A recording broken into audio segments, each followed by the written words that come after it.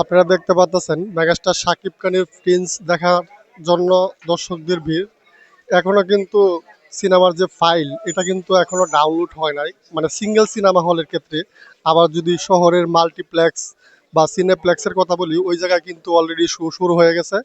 শুধু সিঙ্গেল স্ক্রিনগুলোতে আর কি, সিঙ্গেল যে সিনেমা হলগুলো সেখানে আর কি এখনো শো শুরু হয় নাই। মোটামুটি ভালো দর্শক দেখতে পাচ্ছেন আপনারা।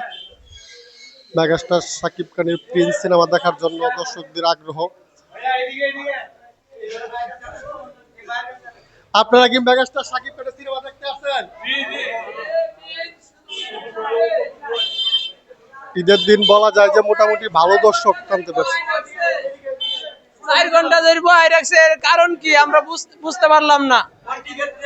এটার কারণ হলো এখনো সিনেমার ফাইল ডাউনলোড হয় নাই। ডাউনলোড হলে আপনারা খুব জলদি দেখতে পারবেন। দেখতেছেন দর্শকরা খেপে যাচ্ছে, মানে এখনো সিনেমার যে ফাইলটা ডাউনলোড করার পর সিনেমা হলে আর কি দেখানো হয়, এখনো ডাউনলোড করা হচ্ছে না। হল মালিকের সাথে কথা বলছি একটু আগে। তো সিঙ্গেল সিনেমা হলগুলো যেগুলো, সেগুলো আর কি মনে করেন যে এখনো ডাউনলোড হয় নাই। সম্ভবত মাল্টিপ্লেক্স সিনেপ্লেক্সে অলরেডি শো চলতেছে, খবর নিলাম শো চলতেছে, কিন্তু সিঙ্গেল সিনেমার ক্ষেত্রেই এই সমস্যাটা আর কি। তো অলরেডি আপনারা খুব শীঘ্রই দেখতে পারবেন। ভালো দর্শক হয়েছে সকালের, যে এখন 12টা বাজে আমি যে ভিডিও করতেছি, 12টার শুতে মোটামুটি ভালো দর্শক হয়েছে।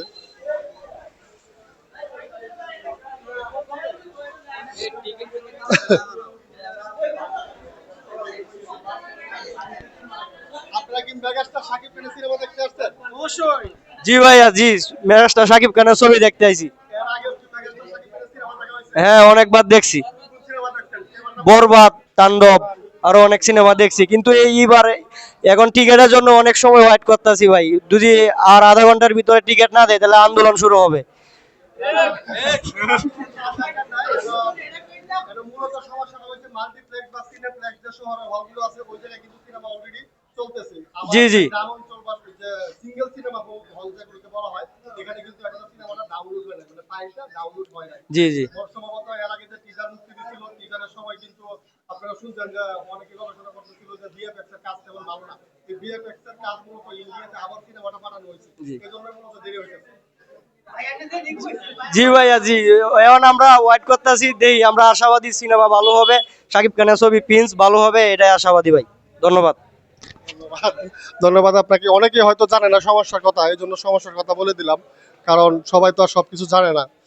না জেনে কিন্তু অনেক সময় যে বলতেছে আন্দোলন শুরু করবে, এটা কিন্তু মনের আবেগে, মানে শাকিব খানের সিনেমা দেখতে পারবে না, এটার একটা আবেগে কিন্তু এই কথাটা বলছে।